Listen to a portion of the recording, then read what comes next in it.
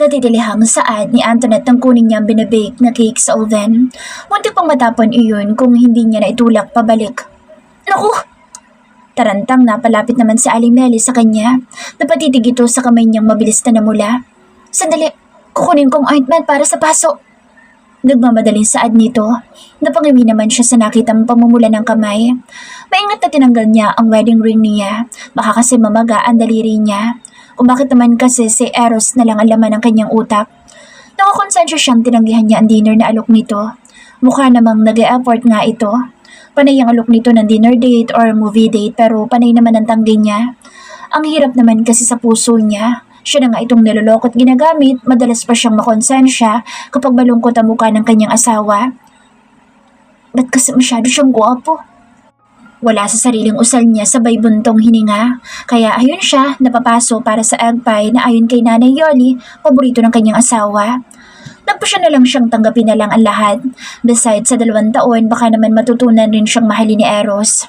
Inilapag niya sa mesa ang singsing para hugasan ang kamay niya nang muli siyang napatitig doon.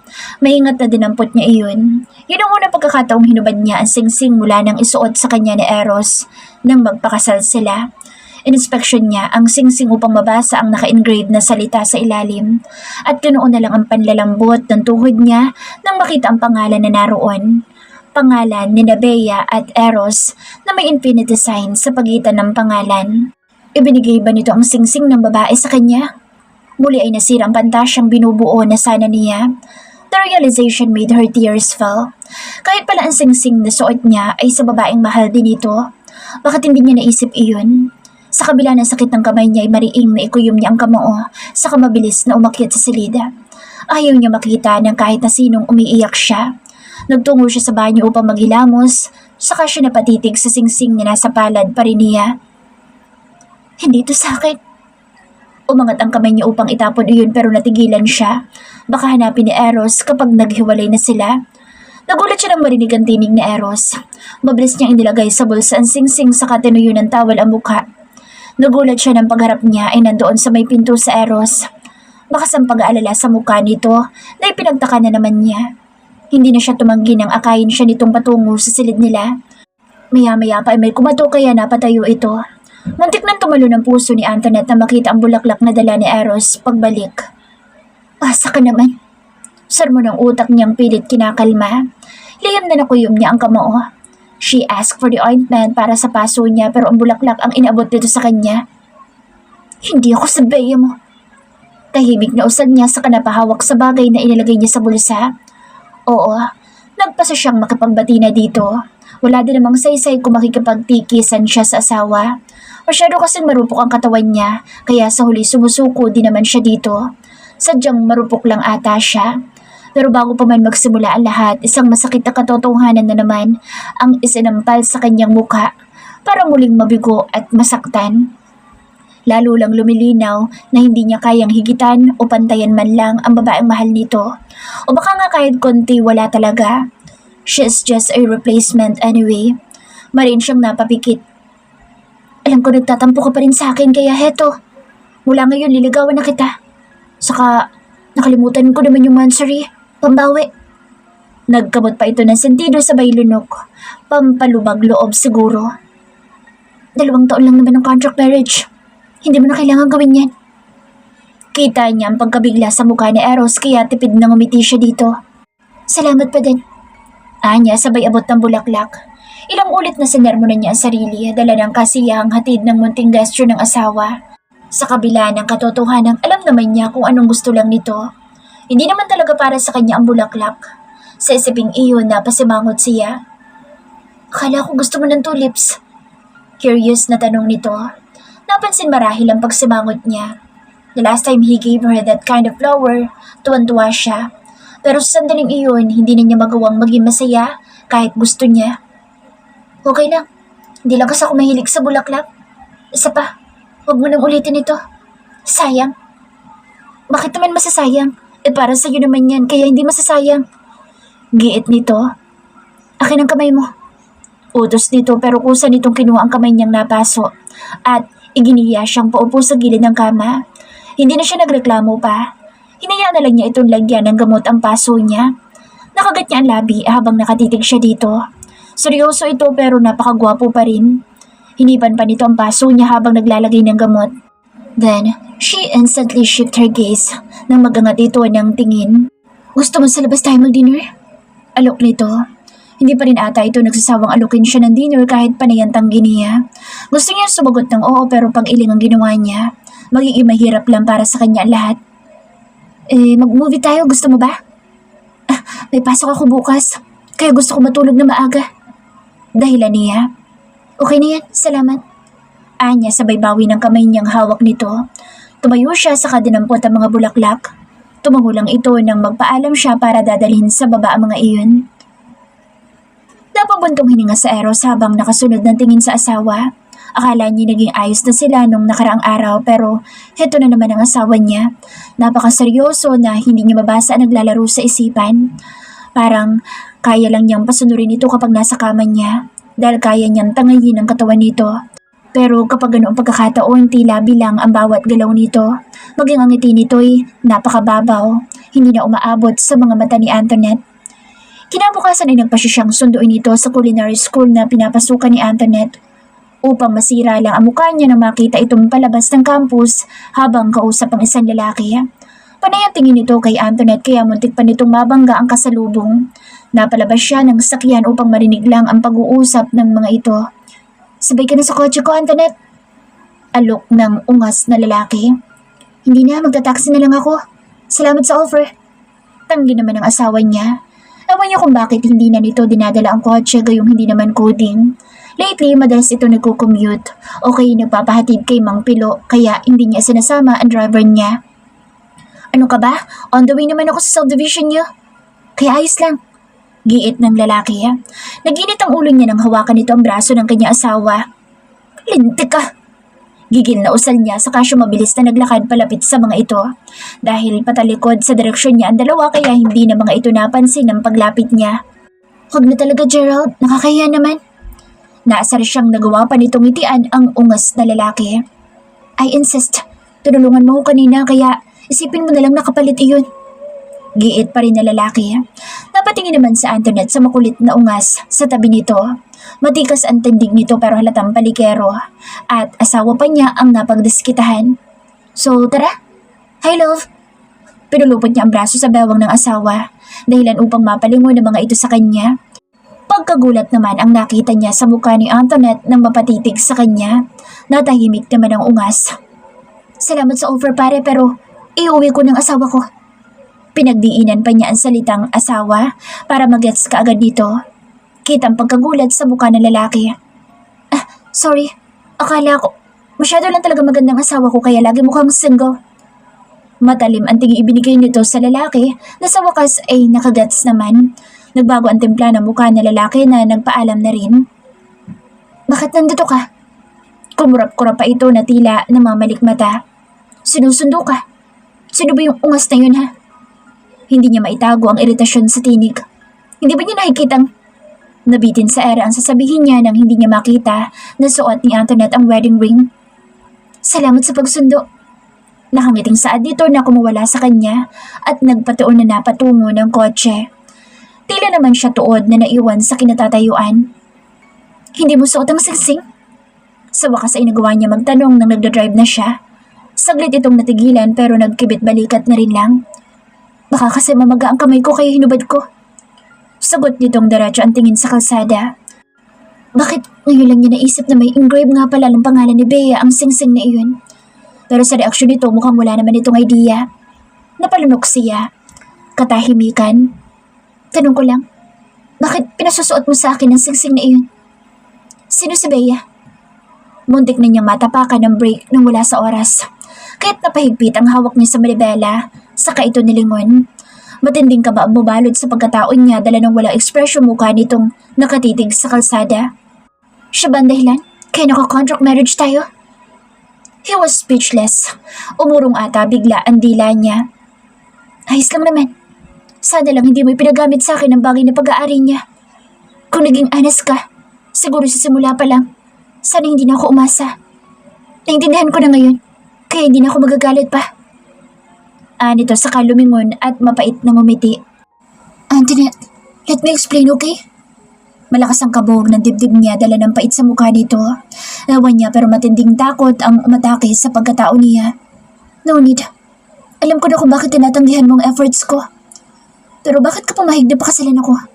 Marami naman babae dyan. Mag-usap tayo sa bahay, okay? Tarantang saad niya sa kahinawakan ng palad nito. Tila napapasong binawi naman ni Antoinette ang kamay mula sa kanya. Nagdulot iyon ng kirot sa pagkatao niya. I'm sorry. Asar na napalo niya ang manibela. Itigil mo na rin yung kakasorry mo. Wala na rin namang magagawa yan. Muling bumuka ang bibig nito na tila may nais sabihin pero wala nang salitang lumabas doon. Tahimik na napaumol sa Antoinette nang hindi niya nagawang sabihin ang kagabi pa niya pinag-iisipan. Gusto na niya makipaghiwalay na lang sa asawa. Yun na ang pasyon niya. Pero nakarating na sila ng bahay ay hindi pa rin niya magawang sabihin. Sinadya niyang huwag nang isuot muli ang singsing para mapansin ito. Gusto niyang malaman itong mali ito at naiinsulto naman ang pagkataon niya. Mag-usap tayo. Dinig niyang saan nito na makapasok sila sa bahay. Nakangiwi ang mukha nito nang lingunin niya ito. Naisip niyang makagalit sa Eros. Sinisira niya ang pantasya nito na siya ang babaeng mahal nito. Kung hindi nito napansin na hindi niya suot ang singsing, wala naman sana siyang planong sabihin pa ang mga iyon. Pwede na siyang magpanggap na walang nakita at walang alam. Pero hindi niya kinaya kanina nang magtanong ito. Kaya't ilang ulit niyang nakagat ang dila niya upang huwag pumiyok sa pakikipag-usap dito. Hindi na niya nagawang tumanggi ng akayin siya ng asawa paakyat sa kanilang silid. Pero ikinagulat niyang ginawa nito. Mabilis na kinabig siya ni Eros at mahigpit na niyakap. Hindi niya inaasahan iyon. I'm sorry, Antoinette. Let me fix this, okay? Naging impossible lang ako sa mga pasya ko. Pagak na usal nito na ikinapikit niya. Naging selfish ako at hindi ko naisip na masasaktan kita. Nasasaktan siya pero para siyang tangang nakakadama ng kasiyahan sa masuyong yakap ng asawa. Baliw na ata siya para maramdaman pa ang ganoon. Ganun ba niya minahal ang asawa niya sa maikling panahon lang? Mali ako na ipasuot ko sa iyo ang singsing na iyon. I'm sorry. Give me a chance. Ayusin natin ito, Samo nito, saka siya pinakawalan upang ikulong ang mukha niya sa palad nito. Halata sa mukha nito ang guilt. Napakurap siya ng pahira nito ang basang mukha niya. Noon niya napagtantong umiiyak pala siya. Tahimik na umiiyak. Nangako siya sa sariling hindi iiyak sa harap ni Eros pero kahit ang sarili niya, nagawa niyang biguin. Nanatili silang nakatingin sa isa't isa. Sa nakalipas na ilang sandali bago siya inakay ng asawa patungo sa kanilang kama. Gusto niya magalit dito at sumbatan ito pero wala man lang siyang masabi. Para lang talaga siyang tanga. I'm fine. Anya sabay tabig sa kamay nito pero hindi siya pinakawalan ni Eros. You're not, and I'm sorry. Bakas ang remorse sa matang saad nito. Napapikit na lang siya na masuyong halikan nito ang kanyang mga mata. Ganoon siya kahina. Ganoon kahina ang puso niya para sa asawa niya. Lumipas ang ilang araw na panay ang suyo sa kanya ni Eros. Todo efforts ito. Halos araw-araw kapag may pasok siya, hatid sundo siya nito. Ipinagluluto din siya nito ng almusal, minsan pati dinner. Tulad ngayon, abala ito sa pagluluto ng hapunan nila. Beef casserole ang main dish nito at ito ang nagpresentang magluto. Nakaupo siya sa komedor. Nang lumabas sa kusina si Nanay Yoli. Naku iha, sawayin mo na yung asawa mo. Nakasimangot na kasi si Meli sa dami ng ikinalat ng asawa mo. Ani, Nanay Yoli. Baka masayang naman yung pagkain. Hindi niya mapigilang matawa. Marami itong nasusunog na ulam sa kaka-trial nito. Sinabi ko na nga ho, pero ayaw makinig. Nakangawing sagot niya sa ginang. Bakit ba kasi lagi kayo nagtatampo ang dalawa? Wala pa nga kayo isang taong mag-asawa eh. Nito pa. Wala namang alam ang mga ito sa problema nila ni Eros. Kasi sa kwarto sila madalas mag-usap at soundproof ang kwarto, kaya wala talagang nakakaalam. Love, sa labas na tayo mag-dinner? Alanganing saad ni Eros na lumabas ito mula sa kitchen. Pinagpapawisan pa ang noon nito. Hindi masarap yung luto ko. Disappointed na saad nito, sabay kamot ng sentido. Kaya napatayo siya at pumasok sa kusina. Nagulat siya sa dami ng kalat na hugasin habang si Aling Meli nakapamewang at gusot ang mukha. Naiiyak na nilungon siya dito sabay iling.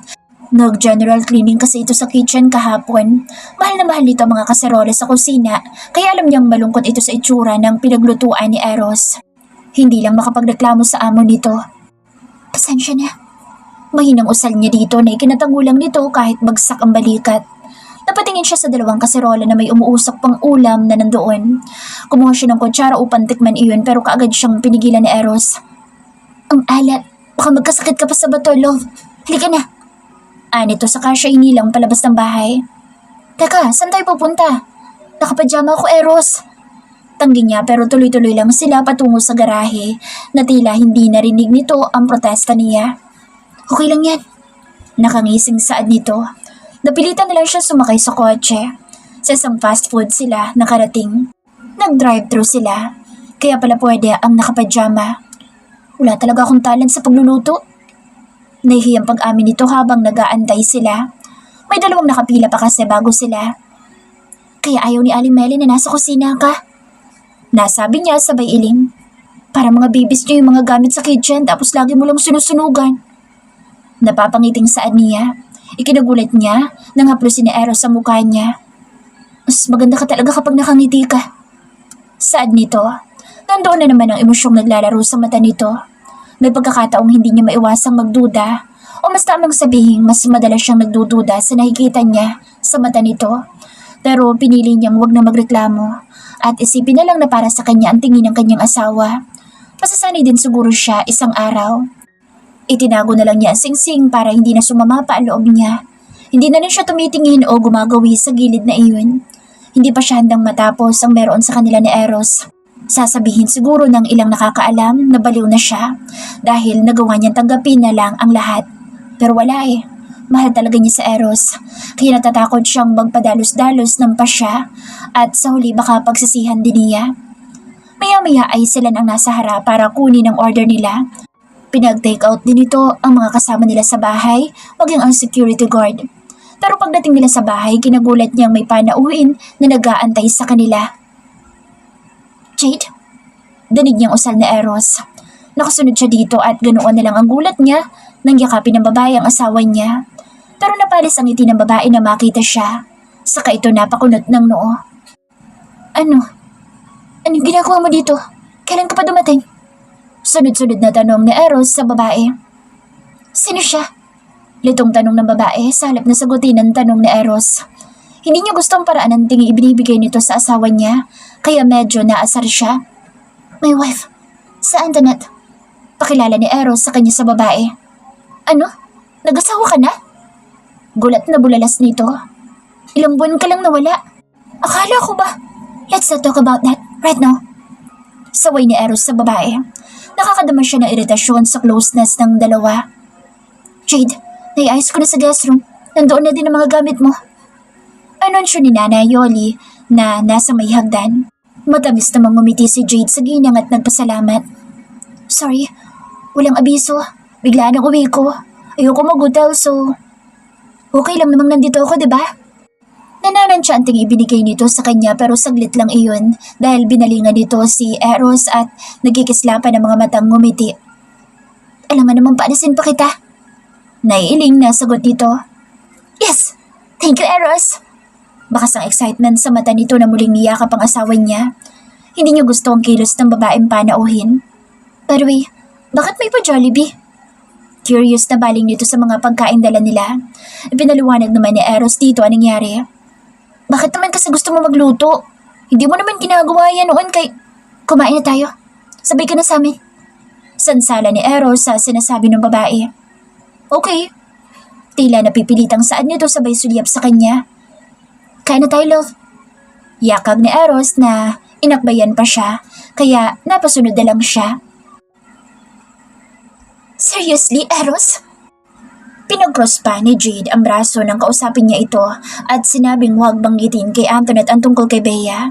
Nandun sila sa veranda dahil ayaw niyang marinig ni Antoinette ang pag-uusap nila ni Jade. Akala ko ba wala kang planong palitan pa si Bea sa buhay mo? Kaya wala kang pinapansin mga babae nung nasa stage tayo. Pero heto't may asawa ka na pala. Hindi ka man lang nag-inform. Nakakasama ka ng loob ha? Pagmamaktol nito. Sorry, biglaan kaya hindi ko na nasabi. Tashinyo? Tumaas pa ang kilay nito. Sort of, pero walang dahilan para malaman pa niya ang lahat. Baliwalang saad niya. Inuwi mo siya dito? Huwag mo sabihin hindi pa niya nakikitang nandoon sa isang kwarto. Kung ako siya, magwawala ako kapag nalaman ko. Anito sabay paikot ng mga mata. Well, wala naman akong karapatang pigilan ka. Pero sana lang sinabi mo sa akin. Nagtatampong saad nito na may kung anong sinabing hindi niya naunawaan. Sorry about that. Pero please, don't mention anything to her. Dahil ba magkahawig sila ni Bea? I was surprised myself. Pero sige, wala akong sasabihin. At least malinaw sa akin na hindi mo siya pinakasalan dahil mahal mo siya. Obviously, dahil hindi mo pa rin makalimutan sa Bea. Humakbang itong palapit sa kanya. Nagulat pa siya nang yakapin siya ni Jade. Eros, hindi lang si Bea ang babae sa mundo. Marami nag-aantay na buksan mo ulit ang puso mo sa iba. Makahulog ang saad nito na may malungkot na ekspresyon. Huwag na natin pag-usapan yan. Magpahinga ka na. Good night. Anya saka kumawala sa pagkakayakap nito saka ito tinalikuran. By the way, Eros, was her name Antoinette Marie Isolde? Muling tawag ni Jade sa kanya kaya napalungon ulit siya dito. Yes. Kilala mo bang asawa ko? Kunot noong tanong niya dito. No. Pamilya lang mukha niya. It was nothing. Baliwalang saad nito sabay kumpas ng kamay upang itaboy siya. Ngunit lingit sa kaalaman ni Eros. Galit ang bumalot sa mukha ni Jade matapos makumpirma ang pangalan ng asawa nito. How dare you take my man? Usal ni Jade sa kawalan, saka ito matalim na ngumiti. Naabutan ni Eros ang asawa na nagbabasa ng libro pagpasok niya ng kanilang silid. Akala ko nakatulog ka na. Anya dito saka tumabi sa asawa. Matutulog na rin ako pagkatapos nito. Sagot nitong hindi siya tinatapunan ng tingin. Ay, late na. Tama na yan. Saway niya dito saka kinuha ang librong hawak nito. Ano ba yan? Magkikis na sila? Inis na reklamo nito na ikinatawan niya. Magkikis lang pala eh. Ikinagulat dito ng kabigi niya ang batok nito kaya't napaawang pa ang labi ni Antoinette. Kaya diretso ang halik niya sa mainit na bibig nito. Sensation flooded his system. Ilang gabi din siyang nagtiis bago niya napagpasyahang gawin iyon. Noong nakaraan kasi tinanggihan siya nito. Wala naman siyang magawa kasi may atrasyo siya sa asawa. Nang hindi ito nag-respond, bigla naman siyang kinabahan. Kaya napahinto siya sa paghalik dito. Bawal pa rin ba? Pagak na tanong niya dito. Pero wala itong naging sagot sa nakalipas na sandali. Kaya parang gusto niyang maasar. Ilang araw nang panay sakit ng puso niya. Handa na siyang sumuko nang hilahin ito ang batok niya. Hindi niya napigilang mapangiti at muling pinagtagpo ang kanilang mga labi. Nagdidiwang ang katawan niya sa kasiyahan kaya't hindi na niya maiwasang lalong manabik dito. Nagmamadaling hinubad niya ang suot niyang t-shirt at itinapon kung saan. Hi Antoinette! Napalingon si Antoinette sa may-ari ng tinig na lumapit sa kanya paglabas niya ng kwarto. Nakatulog kasi ulit siya matapos siyang almusalin ng asawa niya sa banyo. Good morning. Gantimbati niya dito. Kahit medyo ilang siya sa bisita nila ay nginitaan na rin niya ito. Kaibigan din kasi ito ng asawa niya. Gaano na kayo katagal ni Eros? O sisa ni Jade. Nakangiti naman ito pero iba ang dating sa kanya sa pagtikwas ng kilay nito pa itaas. Maglilimang buwan na rin kami. Bakit mo na itanong? Well, wala naman. I just ask. So, meron pang a year and a half bago ang annulment? Naka-ismid na sabi ni Jade na ikinapangting ng tenga niya. Bigla tuloy nag-init ang mukha niya. Bakit alam nito ang tungkol doon? Come on. Don't look surprised, Antoinette. Alam ko ang estado ng relasyon niyo ni Eros. He never lied to me. Close kami ng asawa mo. Higit pa sa inaakala mo. Makahulog ang saad nito. Nakadama ng inis sa Antoinette sa sinabi ni Jade. Kaya ba ganoon siya nitong tingnan? Parang anliit lang ng tingin nito sa kanya. Dahil contract wife lang siya ng asawa niya. Biglang bumigat ang kaninang magaan niyang dibdib. I knew everything about Eros. And I pity you for that. Halata naman kasing na-inlove ka sa kanya. Pero, humakbang itong palapit sa kanya. Saka hinawakan ng kanyang braso. Don't fall for him too much. Masakit bumagsak nang walang sasalo sa'yo sa huli. Enjoy mo lang, all you can. Pero huwag ka masyado umasang totoo ang lahat na meron kayo. Mabilis lang ang panahon, kaya mag-enjoy ka lang. Puno ng sarkasmong saad dito bago siya tinalikuran. Ilang sandali din siyang hindi nakahuma sa kanyang kinatatayuan. Alam niya iyon pero masakit pa rin kung magmumula sa bibig ng iba ang katotohanan. Nataon lang sa Antoinette nang umingit ang pinto sa bahaging likuran niya, kaya't otomatikong nilingon niya iyon. Ganoon na lang ang gulat niya na makitang palabas doon sa Eros. Sinigurado pa nitong nakalak ang pinto bago iniwan iyon. Masyado ata siya nag-enjoy sa nakaraang mga araw. Nakalimutan niya ang tungkol sa silid na iyon. Tila nagulat naman ito na makita siya. Gising ka na? Ani Eros sabay tikim. Noon niya nagawang alisin ang mata sa pagkakatingin sa pintong isinara nito. Wala pa rin itong ideya na alam na niya ang nasa loob noon. Tipid niyang sagot sabay tango. Ganoon ka-importante ang silid na iyan sa buhay mo? Komento niya nang pababa na sila ng hagdan. Naman niya ang paghinto nito saglit kaya napangiti siya ng mapait. Sa sobrang kasiyahan niya nakalimutan na naman niya ang importanteng bagay. Halika na. Nagpaluto ako ng masarap para sa'yo. Pag-iba nito ng paksa, saka siya inakbayan pababa ng hagdan. Pero pagdating sa komodor ay nagulat siya na makita ang pagkain na kahain. Baked lasagna na may napakaraming cheese na toppings. Wow, the best talaga ang luto niyo, Aling Melly. Excited na puri ni Jade na mukhang takam na takam sa pagkain. Kain na tayo? At nabaling pa nito sa kanila. Aling Melly, wala kayong ibang niluto? Alanganing tanong ni Eros sa ginang. Ay, wala eh. Sabi ni Jade, ito daw ang request mo for lunch. Di ko alam na paborito pala ng asawa mo ito. Sana matagal na akong gumawa. Marahas siyang napalunok na lang inis. Malinaw niyang sinabi kay Eros noon na hindi niya gusto ang pagkain iyon. It was probably Bea's favorite dahil minsan na nitong inisip na paborito niya iyon. Isang marahas na paghinga ang pinakawala niya. Kumain na kayo, busog pa ako. Tiimbagang na tinalikuran niya ang asawa. Ang kapal kasi na mukha mong umasa, Antoinette. Pikang usal niya sa kawalan. What's wrong with her? Taas kilay na saad ni Jade kay Eros. Ang arte naman ng asawa mo. Ang sarap kaya nito. Favorite namin ito ni Bea eh. Litain niya ni Jade dahilan upang magkatinginan ang dalawang ginang na nakamasid na lang sa dalawang nandoon. Ano bang problema mo, Jade? Ikaw nagsabing yan ang lutuin? Yeah, sabi mo kasi lutuin ni Alimel ang paborito ng asawa mo. Sinabi ko lang kung anong gusto ng asawa mo. Makahulog ang saad nito habang ipinagdidiinan ang huling mga salita. Ah, hindi ba ito ang gusto niya? Painosenteng saad nito sabay takip ng bibig. I'm sorry. Akala ko ito rin ang gusto niya eh. Anyway, gutom na talaga ako. Kaya na tayo? Cook something else for lunch. Please. Baling niya sa naguguluhang ginang na kaagad namang tumanima sa utos niya. Palabas na siya ng komedor na magsalita si Jade. I need to tell you something important, Eros. Anito, na ikinalungan niyang muli kay Jade. Ano? Pupunta ako sa office mo mamaya. Doon tayo mag-usap. Seryosong saad nito na ikinailing na lang niya bago nagpa siyang sundan ng asawa niya. Nagtungo siya sa kwarto pero wala doon sa Antoinette. Napatingin siya sa nakabukas na veranda kaya nagtungo siya doon. Antoinette. Mahinang tawag niya sa asawa. Hindi ito lumingon. Nanatili lang ang atensyon nito sa halamang nandoon. He walked toward her saka ito nilapitan. Niyakap niya ito mula sa likod saka lang ito lumingon sa kanya. Sorry sa ginawa ni Jade. Makulit kasi talaga iyon. Sabay na lang tayong kumain mamaya. Anya saka hinalikan ang sentido na asawa. Sige. Tipid itong sagot kaya saglit na pinaglayo niya ang katawan niya upang harapin ito. Galit ka? Hindi. Baka mali lang akala ni Jade. Nasisira lang talagang appetite ko kapag nakikita kong pagkain yun. Maya-maya okay na ako. Paliwanag nitong nagawa pantipid ng umiti. Pero daman niyang may ibang gumugulo sa isipan ng kanyang asawa. Problema mo ba? Makasugod ka naman. Buti nakaalis ng jowa ko. Sikmat ni Emmy sa kanya nang tinatamad na sumalampak siya sa sofa. Wala siyang sinasabi dito tungkol sa problema niya sa asawa. At wala naman siyang planong sabihin iyon. Kaso nga lang gusto niyang may makausap man lang. O ano na? Tumaas ang gilid ng labi nito sa kanamewang sarap niya.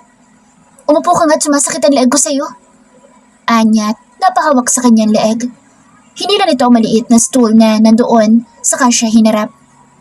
Spill it out. Kapag ako napikon, sasabunutan kita. Singhal nito nang wala siyang sinabi na ilang sandali. Pero soon as she opened her mouth, muntik itong malaglag sa upuan. Hindi naman niya plano idetalye lahat. She just needed someone to share with. Sinabi ka ni Eros kay Jade, so bakit hindi siya pwede magkwento sa iba? Contract marriage pero nagsisex kayo? Baliw ka ba? Natitilihang saad dito. Grabe namang katangahan yan, Fred. Sa ganda mong yan, pumayag ka? Para sa mga walang pera lang ang ganyan? Mahabang sermon ito na may kasamang pang-iling.